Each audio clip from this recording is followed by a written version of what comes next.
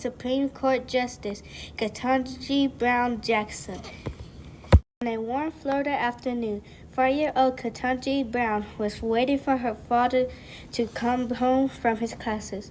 When he took out his law books to study, Ketanji took out her coloring books.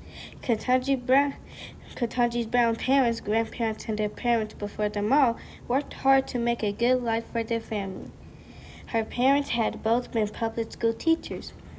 But Ketanji's father, Johnny, wanted to do more. He decided to become a lawyer. While Ketanji's mother, Illyri, continued to teach, her father became a student again. So he studied and read. Ketanji watched and listened. "You can do anything, you can be anything," he told his bright-eyed brown daughter. She remembered. Soon words were part of Ketanji's world too. She loved reading them, she loved writing them, most of all, she loved speaking them. When she started high school, she joined the speech and debate team and found friends who also loved words. Ketanji's sharp thinking and crisp, clear voice helped the team win many competitions. Her sure way of speaking stood out so much that her classmates voted her in to be class president. Ketanji always knew she would attend college after high school, and she aimed for one of the best, Harvard University. Her school counselor told her, "You shouldn't set your sights so high." But Ketanji remembered, "You can do anything." She worked hard, she applied to Harvard, and she was accepted. At Harvard, Ketanji began to meet new people. Her roommates became her friends, and as time passed, she began to call those friends her sisters.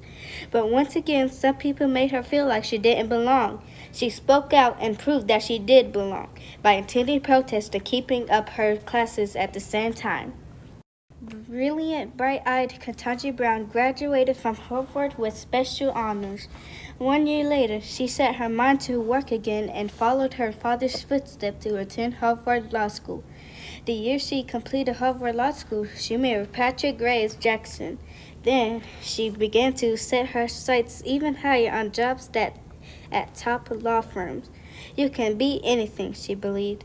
She entered a new world full of more challenges and surprises.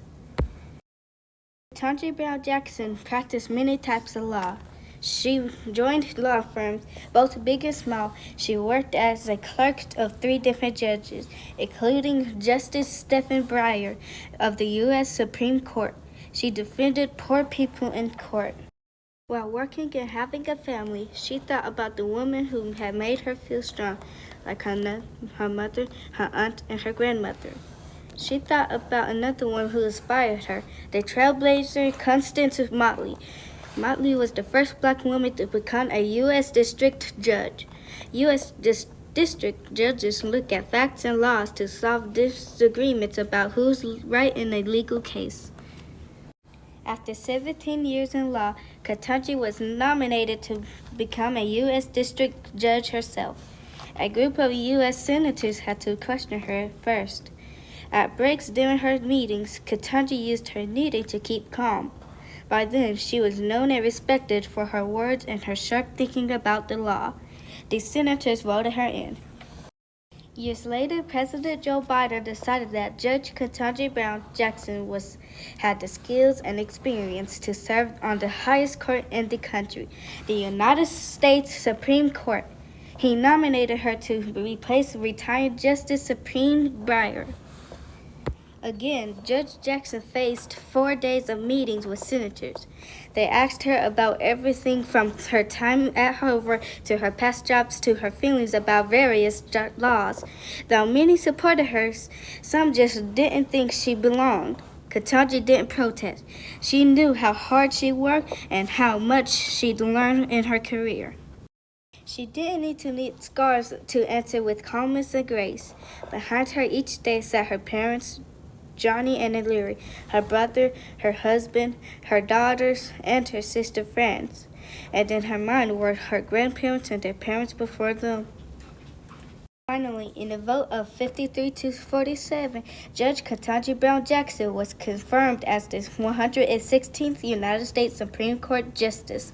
She became the first black woman to sit on the court in its 232-year history. She remembered, she believed, she knew You can do anything and you can be anything.